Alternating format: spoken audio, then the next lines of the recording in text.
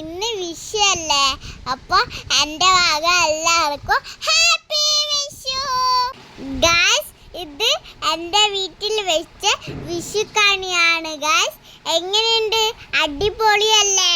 രാത്രി എന്നെ അച്ഛൻ എണീപ്പിച്ചിട്ട് എന്നെ കണിയെല്ലാം കാണിച്ചിട്ട് ഞാൻ പ്രാർത്ഥിച്ച്. നമ്മൾ പ്രാർത്ഥിച്ചതിൻ്റെ ശേഷം ഞാൻ ഏട്ടനെ അച്ഛനൊക്കെ പടക്കം പൊട്ടിക്കാൻ തുടങ്ങി. ആദ്യം ആകാശത്തിൽ പോകുന്ന പൊട്ടാസ് നല്ല ഭംഗിയുണ്ടായിരുന്നു. നമ്മളെ മയിലേനും പൊട്ടിച്ച അത് ചെറുതും വലുതും ഉണ്ടായിരുന്നു. ഫസ്റ്റ് വലുതേനും പൊട്ടിച്ച അത് നല്ല ഭംഗിയുണ്ടായിരുന്നു. ഒന്ന് കുറേ ഉണ്ടായിരുന്നു. സൈഡിൽ കൂടെ എല്ലാം പോകുന്ന കാണാൻ അടിപൊളി ഉണ്ടായിരുന്നു. പിന്നെ നമ്മൾ ചെറുത് പൊട്ടിച്ചു. ചെറുതില് 3 ഉണ്ടായിട്ടുള്ളൂ, വലുതില് 5 ഉണ്ടായിട്ടുണ്ട്. സൂപ്പറായിരുന്നു. അത് കഴിഞ്ഞിട്ട് നമ്മൾ കുറെ വെറൈറ്റി പൂക്കിയിട്ടെല്ലാം കത്തിച്ച്. അച്ഛനും അമ്മയും പൂക്കൂറ്റിട്ട് കത്തിക്കുന്ന സമയത്ത് നമുക്കും കൂടി പൂക്കൂറ്റിട്ട് കത്തിക്കാൻ ആഗ്രഹം വന്നു. അപ്പൊ ഞാൻ അച്ഛനോട് ചോദിച്ചു. അപ്പൊ അച്ഛൻ പറഞ്ഞു ആന്ന്.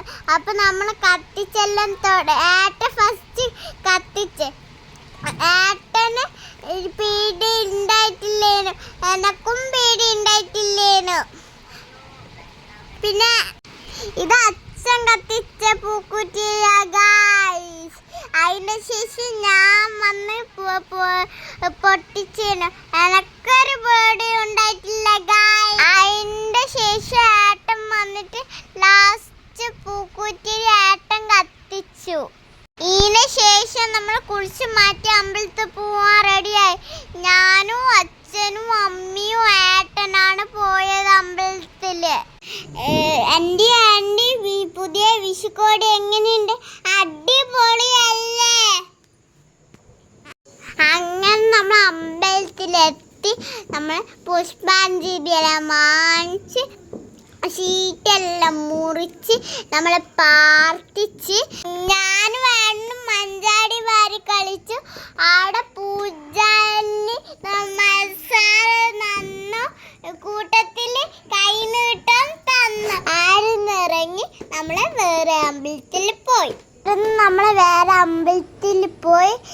പ്രാർത്ഥിച്ച് ആടുന്ന് ഉണ്ണിയപ്പം തന്ന് കൈനീട്ടം തന്ന്. ഉണ്ണിയപ്പം ഞാൻ ആടുന്ന് തന്നെ തിന്നു. ഇത്ര നല്ല രസമുണ്ടായിരുന്നു ഉണ്ണിയപ്പം. എന്നിട്ട് ഞാനും ഏട്ടനും അച്ഛനും അമ്മയും എല്ലാവരും വീട്ടിലേക്ക് പോയി.